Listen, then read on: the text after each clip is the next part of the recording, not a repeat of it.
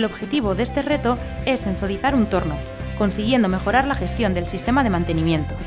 Como el torno convencional no ofrece datos, los estudiantes han investigado una forma de lograr dicha información. Todo ello a un bajo coste. Los medios que han empleado en esta labor son una placa electrónica, un transformador, una impresora 3D, ordenadores, teléfono móvil y la propia máquina.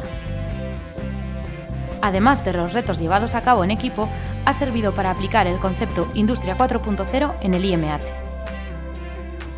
Este trabajo se ha desarrollado a lo largo del curso, reuniéndose cada semana durante 1 hora y favoreciendo la búsqueda autónoma, ya que la mayor parte de la información está en inglés. Adrián y Josu se han dividido el trabajo. Mientras uno se dedicaba al hardware, el otro desarrollaba el software.